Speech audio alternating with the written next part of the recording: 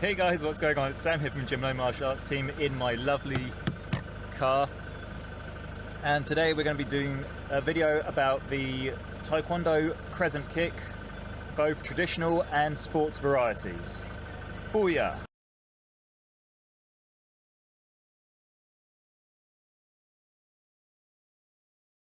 Right guys, welcome back to another video, and as the introduction explained, we're going to be going over the inside to outside crescent kick in Taekwondo, covering both the traditional and we're also going to cover the sports application as well. So we'll start off with the traditional inside to outside crescent kick, and we'll be doing this off our southpaw stance. So southpaw, our left leg's going to be behind, and we're going to be in a neutral fighting stance. From the side, look like this. We'll do it from the front. So we're going to be kicking off our left leg, and the mechanics of this technique, you're going to be bringing your leg slightly to the inside of yourself, cross it across your body, and make contact with your target directly in front of you before your leg then swings back round to its starting position. Your striking area is actually going to be the bladed part of your foot, the side of your foot, making contact anywhere between the bottom of the little toe to the heel. That's actually quite a big striking area. And where you're actually going on your opponent is actually going to be the side of the faces. It doesn't work to the body because literally your leg will hit here and just bounce off. So it's ideal to go to the face. Anyway, enough chatter. First part of this technique, you can break it down into two separate stages. The first one, that leg we're going to bring forwards and diagonal at an angle. So we're going to bring it this way. Almost like we're going to be kicking a football. There. There. There. Our leg's going to start off bent.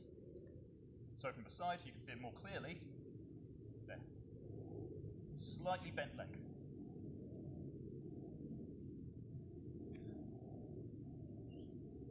From there, you're going to carry that momentum forwards, and as your leg travels forwards, you're then going to raise it upwards in an arc motion. When you raise it upwards, you actually straighten out your leg as well. So from the front, so. Once more. Same from the side. And as you can probably see from there, the leg was straight by the time it actually hit about my head level. Starts bent, ends straight. But you're not wanting to stop directly in front of you. You want to hit your target, which is directly in front of you, but you want to plow through the target. When you're doing striking, if you simply strike the target and end your technique once you've struck, you're not going to put all the force and all the power of the technique into that strike. Say your target's here, you want to finish your strike about here-ish. Push all the way through.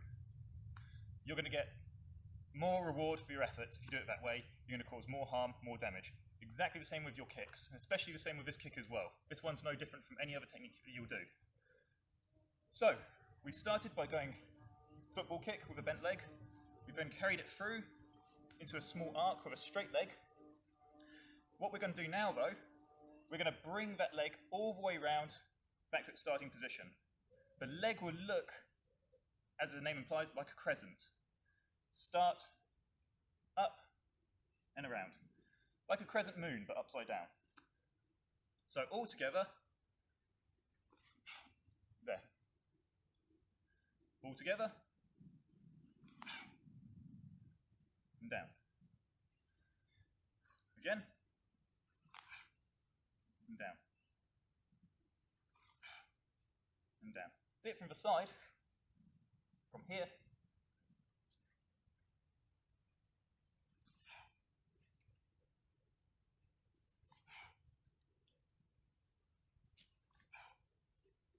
Once more. So now we're going to see it fast mode from the front.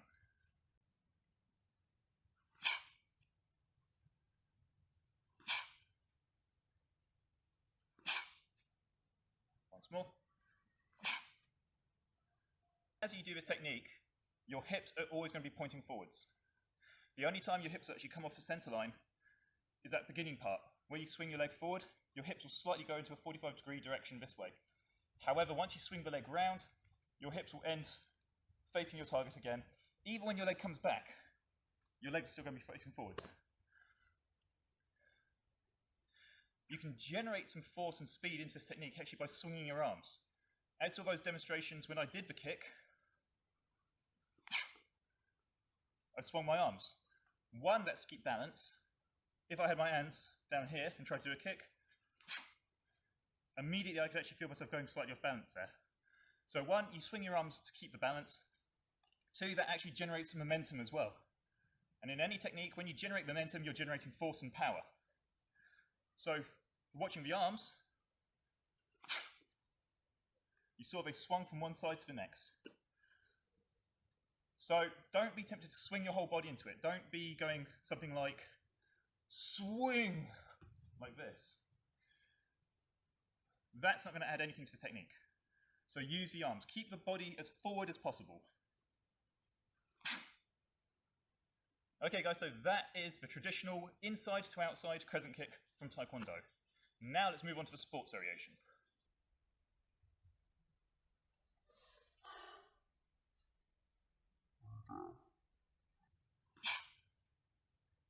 Okay guys, so for our sports variation of the inside to outside crescent kick, we're actually going to be in our orthodox stance. So whereas before we were southpaw, we've now changed stance with our left leg in front, right leg behind. For a sports variation, we're actually going to be striking off our left leg, so we're going to be striking a lead leg technique. However, when you do things in sports, things are going to be a lot more faster. When you're in the dojang doing your traditional techniques, you've got time to slow things down. You can theorize, you can conceptualize. Whereas when you're actually sparring, you don't have that luxury. You want things to be fast, quick, snappy, sharp. And the best way to actually do this technique in a sports situation is to have it off the lead leg, because it's going to be quicker.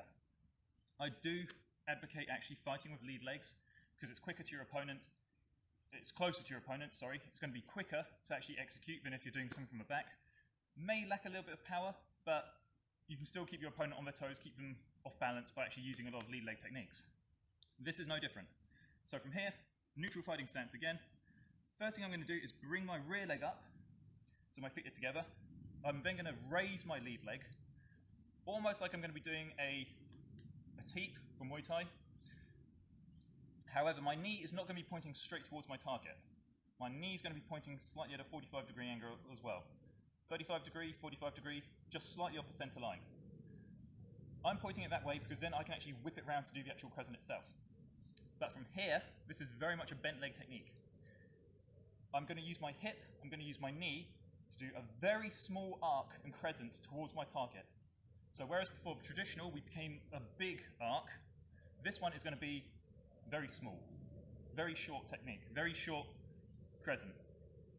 So from here, bring a rear foot up, lift up your lead leg, point it at a 35 to 45 degree angle away from your target, and without actually doing the kick, if you just watch the knee and the hip, all we're going to do is that. So from here, up, up, there. As your hip and your knee move into that crescent, your kicking leg is actually going to snap out, strike the target, and snap back in again. All together, it'll look like this. So as you saw, it wasn't a big circular crescent, it was just a short, almost like a hook. Again, 1, 2, 3. I'll try and do it as slow as I can without losing balance. 1, 2, snap that leg out as your knee and your hip make the small crescent, and down. You're still striking the same area. You're still striking with the side of the blade of your foot between the bottom of the small toe and your heel. And you're still striking the same area of your opponent, which is the side of the face. A couple more times, slow-mo.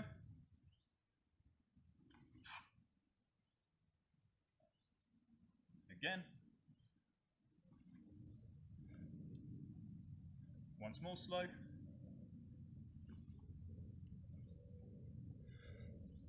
Watching it fast mode. And again. Once more.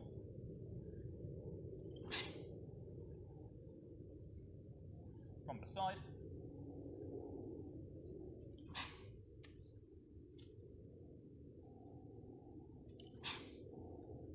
Once more.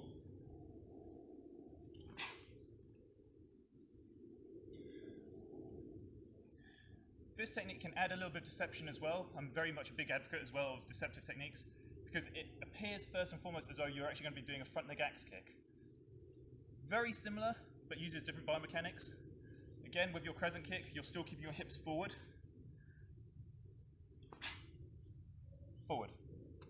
Whereas with your lead leg axe kick, your hips will actually come to the side because you want to stretch to get your leg further down with more reach. So a lead leg axe kick, my hips are now this way, in order for me to stretch that leg out further to get the further reach. The crescent kick is very short. Both traditional crescent kick and sports crescent kick are very short range techniques. I'm not going to be fighting somebody from a distance, say 5 feet away, and I won't come in and do crescent kick to them there. It's not going to reach.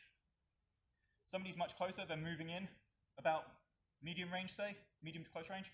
From here, come up, over that guard, and strike the side of the face. Bassa! So guys, that is our tutorial about the traditional inside to outside crescent kick, nice big circle, and the sports variation of the inside to outside crescent kick. Nice, short and sharp. Give both those a play around, try them out in your classes, try them out in sparring, see how they work for you, give them a go.